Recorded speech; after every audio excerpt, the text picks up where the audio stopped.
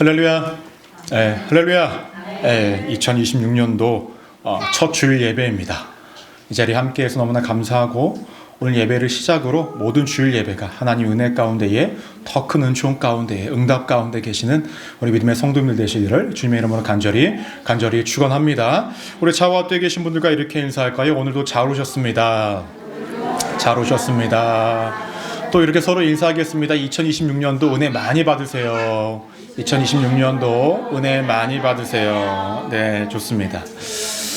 예, 오늘은 요한 1서 2장 3절에서 6절까지의 본문을 근거로 하나님의 말씀을 실천하는 교회라는 제목으로 함께 은혜를 나누고자 합니다. 말씀 내용 한번 따라해 보실까요? 하나님의 말씀을 실천하는 교회.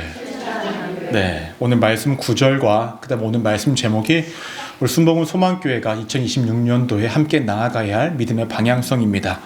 서로가 갖고 있는 개인의 믿음의 방향성도 중요하지만 우리가 함께 한 곳을 바라보며 나아갈 수 있는 것이 너무나 중요해요. 그래야 우리의 이 신앙생활이 보다 더 풍성해지고 은혜 가득해질 것이니 오늘 말씀을 통하여서 우리 2026년도가 정말로 하나님 안에서 더 풍성해지는 믿음의 공동체가 되기를 주님의 이름으로 간절히 축원합니다. 세상에는요, 예수 그리스도를 모르는 사람들이 여전히 많이 있습니다. 우리가 생각했을 때에는 복음이 다 전파되어진 것 같았지만 사실 실상 그렇지 않다라는 거예요. 우리가 흔히 표현하는 미전도 종족이라고 칭하여지는 부류들이 있습니다. 어떠한 사람들이냐면요, 2025년도 기준으로 제가 찾아보니 약 17,000여 개의 집단이 있다고 합니다. 이 세상에, 이 세계에 17,000여 개의 집단이 있는데 여기서 말하는 집단은요, 뭐 언어와 문화 이런 다 구분이 된 거예요. 구분이 된 것인데 이 중에서 7,200개에서 7,300개의 집단이 복음은 전해졌지만 복음이 뿌리 내려지지 않은 곳들이라는 거예요. 한마디로 복음화율이 2% 미만인 곳을 미전도 종족이라고 이야기하는데 17,000 그 집단의 중에서 7,200에서 7,300개가 복음화가 뿌리 내려지지 않았거나 아니면 복음을 아직도 듣지 못한 곳이 여전히 많이 있다고 합니다.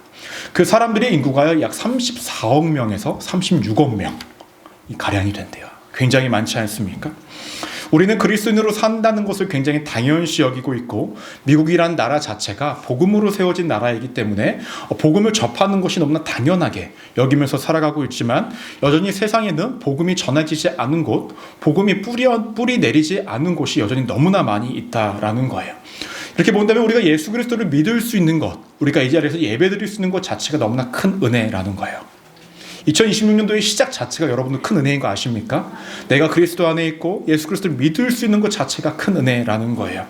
그런데요, 이 미전도 종족들을 제외한 나머지 사람들, 그러니까 뭐 복음화가 좀 이루어지는 곳, 그리고 복음이 전해진 곳, 그 곳에서 살아가는 사람들이 모두 예수 그리스도를 믿고 있냐? 또 그렇지도 않다라는 거예요. 가령 미국 땅에 있어도 미국에 있는 모든 사람들이 다 예수 그리스도를 믿고 있습니까? 그렇지 않잖아요. 그렇죠? 예수 그리스도에 대해서 듣기는 했지만 예수 존재 자체를 부인하는 사람들도 있고요. 믿기를 거부하는 사람들도 있고 믿어지는 것이 자신의 마음대로 되는 것이 아니기에 그저 그냥 알고 있는 대로 살아가는 사람들도 굉장히 많이 있다라는 것입니다. 그러면 우리가 정말 예수 그리스도를 믿고 복음을 믿고 따른다라는 것은 정말로 큰 은혜 가운데 있다는 것입니다. 여러분들이 만약에 정말로 예수 그리스도를 잘 믿고 있다, 나는 정말로 믿음의 사람이고 복음 가운데 거하고 있다 라고 고백을 하실 수 있다고 한다면 여러분들은 그것들을 어떻게 증명하시겠습니까? 만약 이 시간에 예수님이 갑자기 우리 문으로 탁 들어오시는 거예요. 그러고만 여러분들에게 질문을 하십니다. 너가 나를 믿니? 여러분 뭐라고 대답하시겠습니까? 3분의 1만 아멘 하시는데 뭐라고 대답하시겠습니까? 뭐 여러분들 그 결혼하시기 전에 여러분 남편분들이 오빠 믿지? 뭐 이런 개념이 아니라 정말 너가 나를 믿니? 라고 물으신다면 어떻게 대답하시겠습니까? 오늘 말씀이요, 내가 정말로 믿음의 사람인지, 내가 정말 믿고 살아가는 자인지, 복음을 정말로 받아들인 자인지, 그래서 우리가 스스로가 되돌아볼 수 있는 시간입니다. 더 나아가서 나의 믿음의 시간을 점검하며 나의 믿음이 여전히 제자리 걸음이고 연약한 부분들이 발견되어진다고 한다면 내가 다시금 믿음의 전진을 해나가시는 오늘 하루 또 2026년도가 되시기를 주님의 이름으로 간절히 축원합니다. 오늘 말씀 3절을 보시면 이렇게 시작을 합니다. 그의 계명을 지키면 이로써 우리가 그를 아는 줄로 알 것이요. 그래서 계명이라는 것은 우리가 흔히 알고 있는 십계명입니다. 십계명이라는 것은 구약의 전유물이 아니었고요. 구약부터 전해져 왔던 그 십계명을 신약 시대도 사람들이 잘 지켜 행하면서 살아왔다라는 거예요. 근데 예수님께서는 이 10가지 계명마저도 2가지로 줄이셨죠. 뭘로 줄이셨습니까? 하나님 사랑 또한 이웃 사랑으로 줄이셨습니다. 근데 이 계명을 3절을 다시금 보시면 계명을 지키면이라고 말씀합니다. 지킨다라는 것은요, 말씀을 찾아보니까 고정한다라는 거예요. 나의 시선을 다른 데다 두는 것이 아니라 한 곳으로 고정한다라는 것입니다. 즉 내가 하나님을 정말로 잘 믿는다라고 한다면 다른 것들에 시선을 돌리는 것이 아니라 하나님을 사랑하고 이웃 사랑하는 것에 내가 시선을 고정하여서 철저하게 그것을 지키고 행하면서 살아가는 것이라는 거예요. 이렇게 본다면 하나님을 사랑하고 이웃을 사랑하게 되면 어떻게 될까요? 오늘 이 3절 말씀을요, 제가 다른 번역서를 찾아보니까 이렇게 언급하고 있습니다. 우리가 하나님의 계명을 지킬 때에 비로소 우리가 하나님을 알고 있다는 것이 확실해집니다. 다시 한번 읽어드립니다. 우리가 하나님의 계명을 지킬 때에 비로소 우리가 하나님을 알고 있다는 것이 확실해집니다. 그래서 안다라는 것은 지식적으로 아는 것이 아니라 하나님을 경험적으로 아는 거예요. 체험적으로 알고 하나님과 교제를 통해서 알아가게 된다라는 거예요. 즉 하나님의 계명, 하나님을 사랑하고 이웃을 사랑하는 것을 내가 실천하게 되면 내가 경험적으로 하나님을 더욱더 알게 되고 체험할 수 있고 하나님과 온전한 교제 가운데 더욱더 거할 수 있습니다 라고 이같이 말씀하고 있는 거예요. 그럼 오늘 이 3절 말씀은 우리에게 제시해 주는 것이 무엇이냐면, 첫 번째로 기억하셔야 될 것이 무엇이냐면 우리는 아는 것을 넘어 행해야 한다라는 겁니다. 따라해 볼까요? 우리는 아는 것을 넘어 행해야 합니다. 여러분, 요한 1서의 이 성경을 요한이 썼다고 이야기를 합니다. 그럼 요한은 왜 다른 것들에 초점을 맞추기보다는 행함, 왜 실천에 관하여서 초점을 맞춰서 이 성경을 써내려 갔을까라는 거예요. 당시의 사회적 배경을 보면 우리가 알 수 있는데요. 당시에는 영지주의자들이라는 집단들이 있었대요. 이 사람들은 어떠한 사람들이냐면요, 지식을 중요시하는 사람들입니다. 지식. 이 사람들이 주장하는 것은 무엇이냐면 구원이라는 것은 믿음으로 얻는 것이 아니라 소수만이 알고 있는 비밀한 지식을 통해서 구원을 얻을 수 있다라고 이렇게 이야기를 해요. 때문에 이들이 주장하는 것은 무엇이냐면 예수 그리스도께서 인간의 육체의 몸을 입고 오시는 것을 믿지 않아요. 왜냐하면 그들이 주장하는 것은 육체는 악한 것이고 영혼은 선한 것이니 예수님께서 악한 육체의 몸을 입고 오실 일이 없다라는 거죠. 또 이들은 육체가 악한 것이라고 생각하기 때문에 육체로서 어떠한 죄를 지어도 자신들의 영혼에 어떠한 해를 입지 않는다라는 거예요. 그러니까 율법을 지키지 않고 하나님의 말씀을 지키지 않고 자신들이 살아가는 대로 살아갑니다. 이러한 것들을 자신들이 막 전파하고 나아가니 주변 사람들이 어떻게 될까요? 물들겠죠. 여러분, 신앙생활 편하게 하고 싶어요? 어렵게 하고 싶어요? 야, 답은 아는데 말은 못하겠고, 그렇죠? 편하게 하고 싶잖아요, 그렇죠? 근데 편하게 하는 것 대부분은 죄악이라고 제가 말씀드렸죠, 그렇죠? 당시 영지주의자들이 이야기하는 것, 육체로 행하는 것 그 어떠한 것도 우리의 영혼에 해를 끼치지 못하니 마음대로 살아도 됩니다. 사람들에게 솔깃하지 않습니까? 네, 따를 만하지 않아요.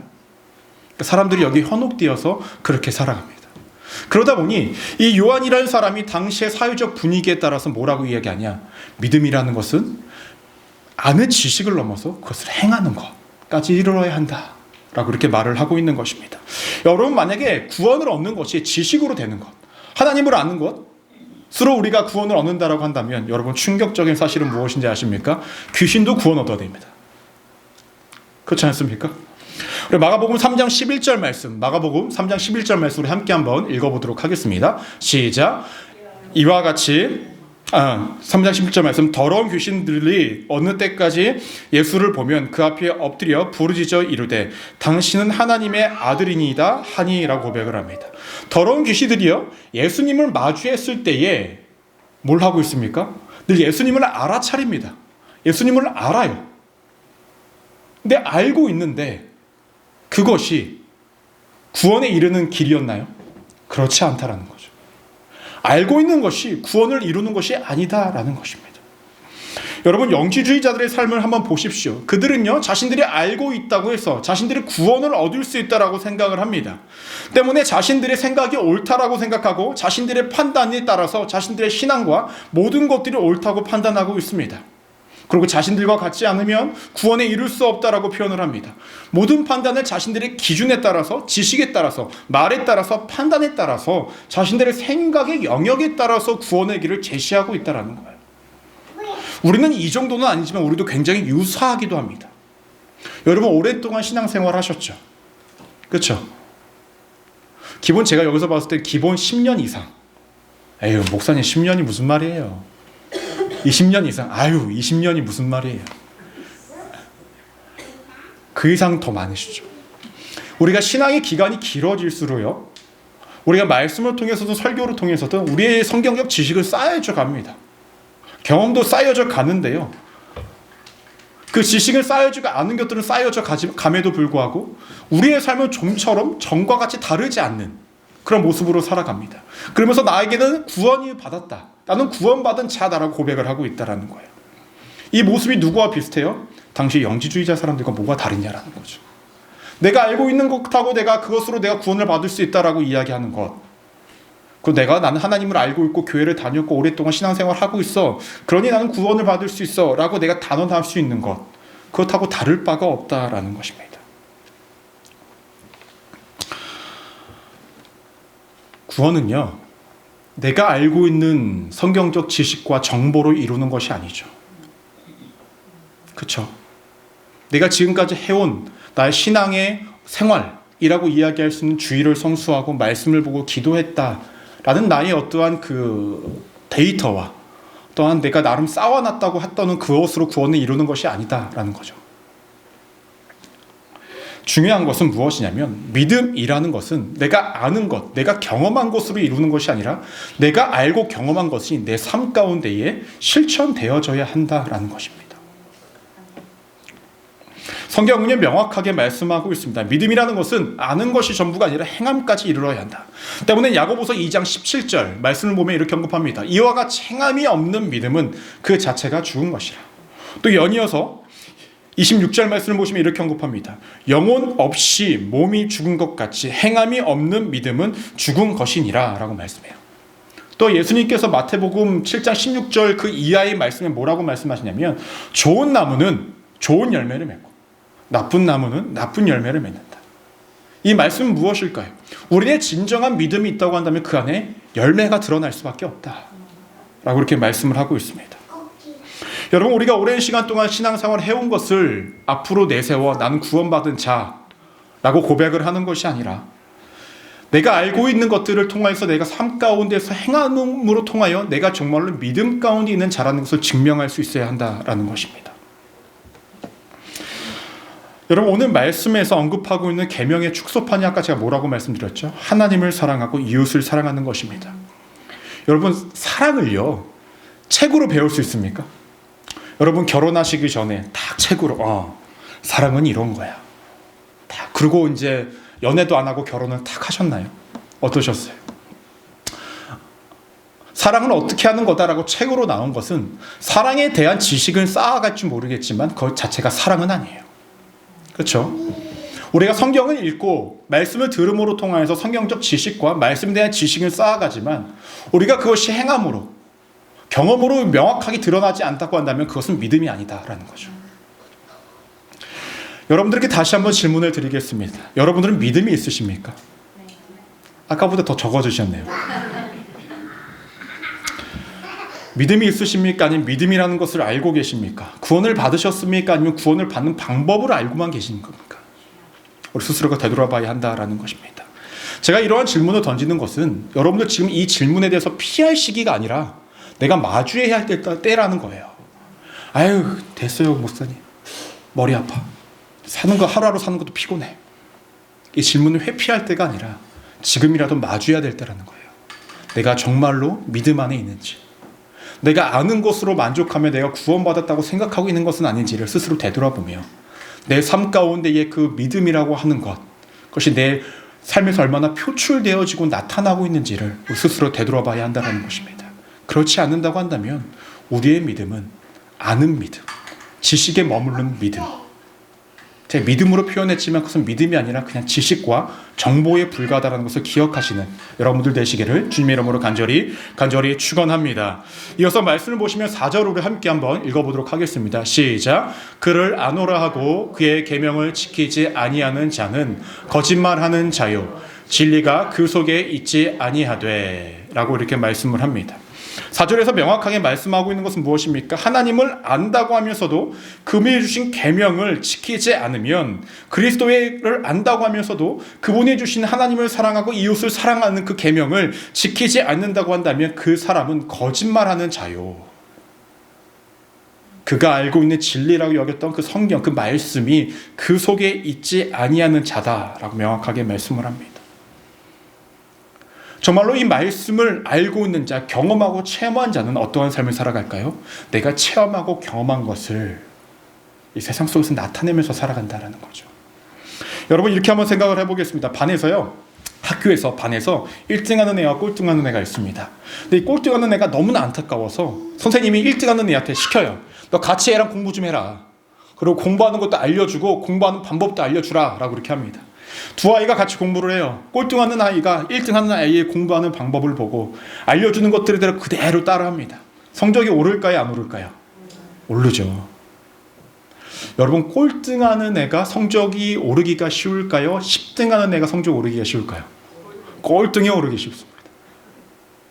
제가 예전에 이제 그 피트니스에서 일을 할 때 살 빼려고 오시는 분들 있잖아요. 그러면은 엄청 살이 많이 찌신 분들은요, 효과 보기 되게 편해요. 평소에 운동을 안 하니까 조금만 시켜도 살이 쭉쭉 빠집니다. 그런데 근육은 없고 배만 꼴떡 나오신 분들이 있어요. 뱃살 빼려고 오셨대. 그분들 뱃살 빼는 게 더 어려워요. 네. 그런데 오늘 제가 뭐를 말씀을 드리고 싶은 거냐면, 꼴등했던 애가 1등한 애한테 공부하는 방법도 배우고 어떻게 공부하는지도 알게 되어서 시험을 본다면 성적이 올라요. 그러면 이 아이는 기뻐서 어떻게 할까요? 그대로 계속 공부를 해 나갈 거라는 거예요. 그렇죠? 그 체험하고 경험하는 것이 너무나 기뻐서 말입니다. 우리가 정말로 복음 안에, 은혜 안에 살아가고 있고 정말로 내가 믿음으로 살아가고 있다고 한다면 주께서 주신 그 사랑과 은혜가 너무나 감사해서 그것을 살아갈 수밖에 없다라는 것입니다. 이해가 되십니까? 네. 그렇다라는 거예요. 만약에 꼴등하는 애가 1등하는 애하고 같이 있었는데 1등하는 애가 열심히 공부하는 방법 알려주고 막 알려주는데 공부를 안 해요. 그럼 꼴등하는 애 성적이 올라요? 안 올라요? 안 올라요. 분명히 공부하는 방법도 알고요, 공부해야 한다는 것도 알지만 그것을 하지 않으니 성적이 오르지 않아요. 제가 무엇을 말씀드리는지 아시겠습니까? 우리가 알고 있다고 해서 그것을 믿음을 갖고 있는 것이 아니라는 거죠. 그것을 행함으로 통하여 경험하고 나니 내가 그것을 다시금 행할 수밖에 없는 것이 우리의 믿음이 될 수밖에 없다라는 것입니다. 5절 말씀을 보면 이렇게 언급하고 있습니다. 누구든지 그의 말씀을 지키는 자는 하나님의 사랑을 참으로 그 속에서 온전하게 되었나니 이로써 우리가 그의 안에 있는 줄을 아노라. 제가 이것을 우리가 읽고 있는 개정개혁이 아니라 새번역으로 한번 제가 찾아와 봤습니다. 그 말씀 다음번에 있거든요. 좀 열어주시겠어요? 말씀? 네. 함께 한번 읽어보겠습니다. 시작. 그러나 누구든지 하나님의 말씀을 지키면 그 사람 속에서는 하나님께 대한 사랑이 참으로 완성됩니다. 이것으로 우리가 하나님 안에 있음을 압니다. 라고 이렇게 말씀을 합니다. 하나님의 말씀을 아는 것을 넘어 행해야만 하나님의 사랑이 무엇인지를 명확하게 알게 된다라는 것입니다. 그렇게 함으로 인해서 우리가 하나님 안에 있다는 것을 발견하게 됩니다라는 거예요. 여러분, 사랑이라는 것이요, 받는 것만 사랑인가요? 주는 것도 사랑이에요. 사랑이 온전해지려면 어떻게 하죠? 주기도 하고 받기도 해야 된다는 거죠. 그렇죠? 예수님께서 우리에게 알려주신 하나님을 사랑하고 이웃을 사랑하라는 거죠. 우리가 하나님으로부터 구원이란 은혜의 선물과 사랑을 받았죠. 그럼 그것을 주는 것까지 해야 정말로 우리가 하나님 안에 있다라는 것, 그분의 사랑이 무엇인지를 우리가 명확하게 발견할 수 있다라는 거예요. 우리가 그렇게 믿음 안에서 그것을 행하지 않는다고 한다면 그분이 주신 사랑을 온전히 다 알 수 없다라고 성경에서 말을 하고 있는 것입니다. 때문에 우리가 오늘 말씀 속에서 두 번째로 기억하셔야 될 것은 무엇이냐면 우리는 순종하여 온전해져야 한다라는 것입니다. 따라 볼까요? 우리는 순종하여 온전해져야 합니다. 여러분, 우리가 아는 것을 넘어서 행했을 때 완전히 다른 차원의 삶을 살아갈 수 있습니다. 말씀을 알고 그다음에 그 행함으로 통하여서 본질인 하나님을 사랑하고 이웃을 사랑하는 것을 통하여서 우리가 점차적으로 온전해진다라는 거예요. 여러분, 여기서 5절에서 말씀하고 있는 온전해진다라는 것은 우리가 완벽해진다라는 것을 의미하는 것이 아니라 지속적으로 나아진다라는 거예요. 지속적으로 발전되어진다라는 것입니다. 우리가 하나님의 말씀을 알고 그것을 실천함으로 통하여서 우리가 하나님의 사랑이 무엇인지 알고 우리가 하나님의 어떠한 분인지를 점차적으로 더 알아갈 수 있다. 그러므로 통해 내가 하나님 안에서 거하는 자라는 것을 보다 더 깊게 넓게 발견할 수 있다라고 말씀하고 있는 것입니다. 우리는 보통 이렇게 생각합니다. 내가 하나님께 받은 은혜가 충만해질 때에, 그 은혜가 내 삶 가운데 주어졌을 때에 그 은혜를 힘입어 세상 속에서 말씀 가운데 살아가겠다라고 표현을 해요. 그것도 맞습니다. 하지만 이미 주신 은혜로 통하여서 우리가 세상 가운데서 그 말씀을 행하며 살아가면 그 가운데 우리가 또 다른 은혜를 받을 수 있다라는 거예요. 하나님의 사랑을 또 발견할 수 있다라는 것입니다. 이해가 되십니까? 너무나 중요한 부분이죠. 우리는 내 마음과 내 삶과 내 모든 것들이 충족되어지면, 하나님이 주신 은혜라고 내 스스로가 확신이 되면 그것을 붙잡고 나가서 말씀을 행하며 살아가겠다, 은혜로 살아가겠다라고 얘기하지만 그것만이 전부가 아니라 이미 나를 구원의 길로 인도하시고자 했던 예수 그리스도의 사랑만으로도 내가 이 세상 속에서 그것을 행하면 그 가운데 주신 또 다른 은혜로 내 삶을 충족시켜 주신다. 더욱더 하나님의 큰 사랑을 발견할 수 있게 하신다. 성경에서는 말씀하고 있는 것입니다. 제가 얼마 전에 유튜브를 보다가 탈북한 사람들의 이제 그 스토리를 듣게 되면서 그 사람들이 이야기를 하더라고요. 한국에 오게 돼서 뭐가 제일 좋았습니까? 그 사람들 딱 첫 번째로 이야기하는 게 밥 주는 게 너무 좋았다라는 거죠. 밥 주는 게. 근데 그 사람들이 처음에 왔을 때에 밥을 이제 국정원 그 사람들이 밥을 주는데 막 많이 안 준다라는 거예요. 한 그릇 먹고 난 다음에 더 먹고 싶은데 더 안 준다라는 거예요. 왜 안 주냐라고 이야기하니까 국정원 사람들이 뭐라고 하냐면은 그게 굶고 잘 먹지 못하다가 기름진 거 갑자기 많이 먹고 밥을 갑자기 많이 먹으면 죽는다라는 거죠.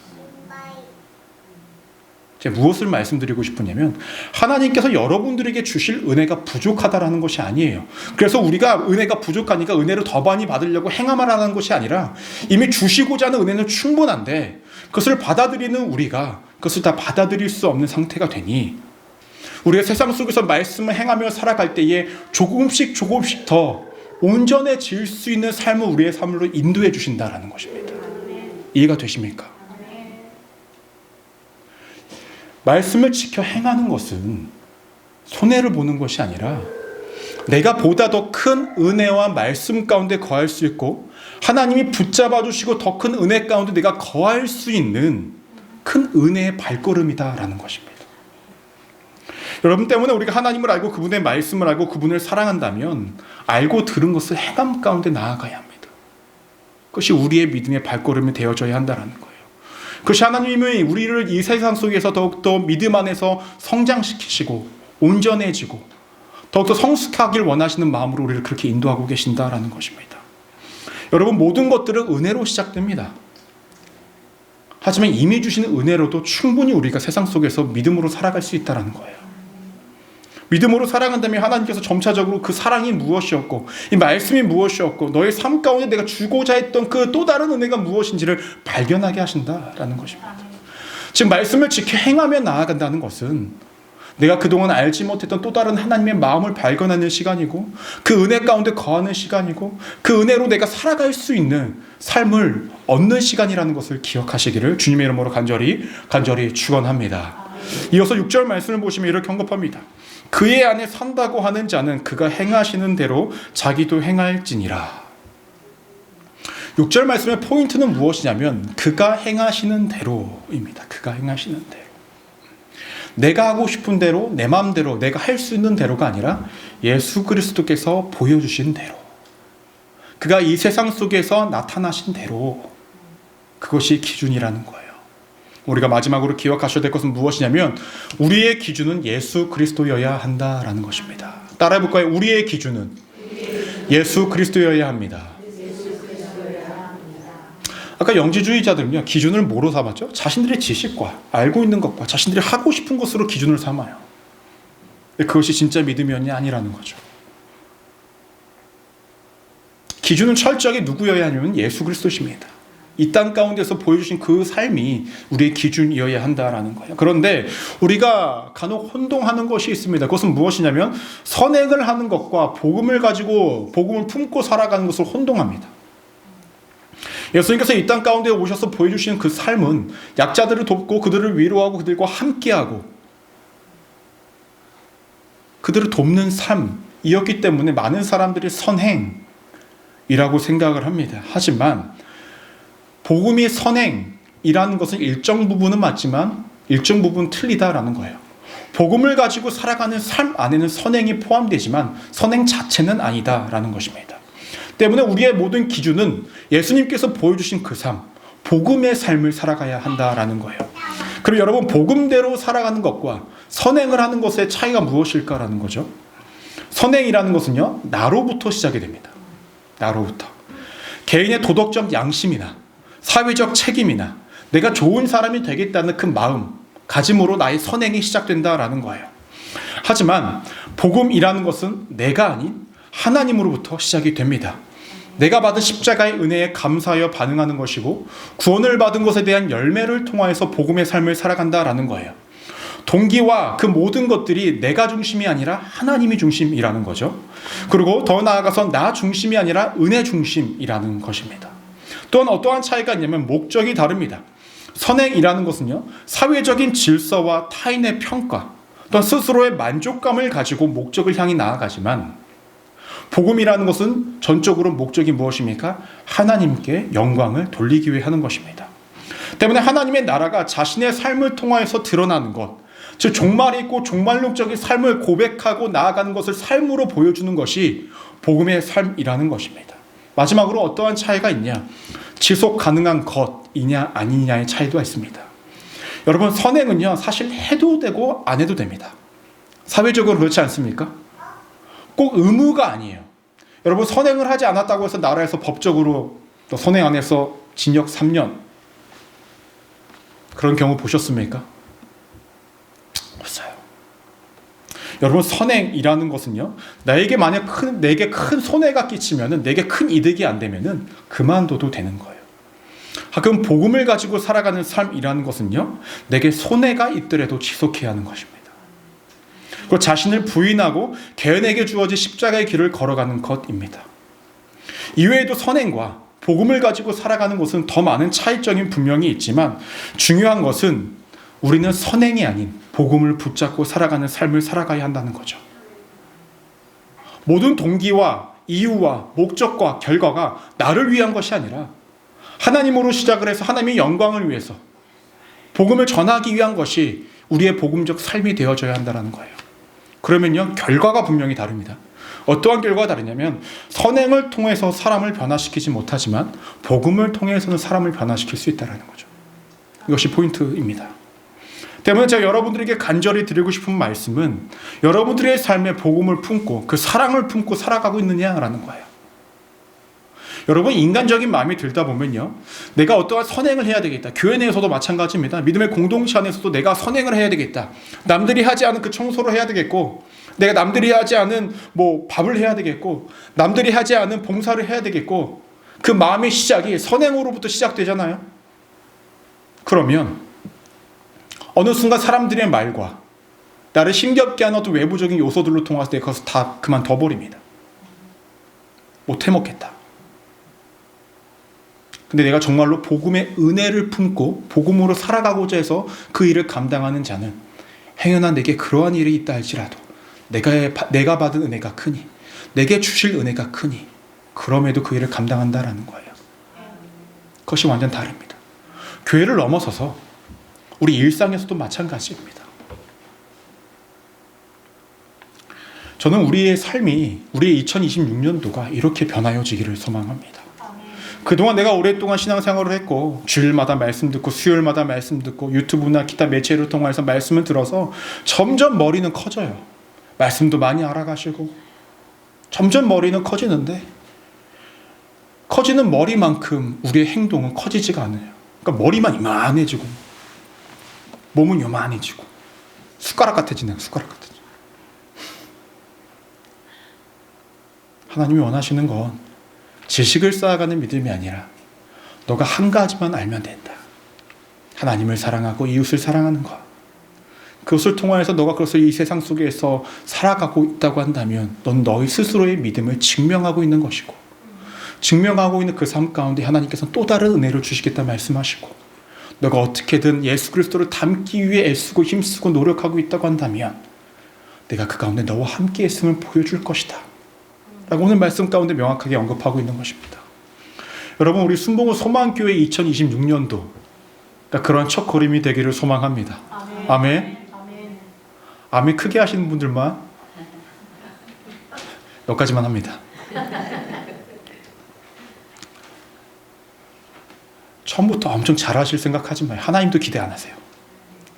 그동안 하지 못했던 거 하나부터 시작하십시오. 집에 계신 남편이 그렇게 미웠다면 오늘 한번 가서 안아주시고 집에 있는 자녀들을 어이구 그냥 쥐어받고 싶었을 때 그냥 한 번 더 안아주시고 앞에 있는 김민호 목사가 참 미웠을 때 한 번 더 기도해 주시고 크게 웃으시는 분 누구세요? 그러시면 됩니다. 그렇게 하나하나씩 우리가 바꿔 나갈 때에 하나님 또 다른 은혜를 채워주심으로 우리 점점 온전케 나아가면 그러니까 우리를 성장시키신다라는 거예요. 우리 작업대 계신 분들과 이렇게 인사할까요? 당신은 온전케 되실 것입니다. 온전케 되실 것입니다. 네, 좋습니다. 2026년도 하나님의 말씀을 실천하시는 우리 순복음 소망교회가 되셔서 2026년도가 끝나는 그 시점에는 정말로 내가 은혜 가운데 살았다라고 우리 서로가 고백할 수 있는 우리 믿음의 성도님들 되시기를 주님의 이름으로 간절히 축원합니다. 기도하시겠습니다.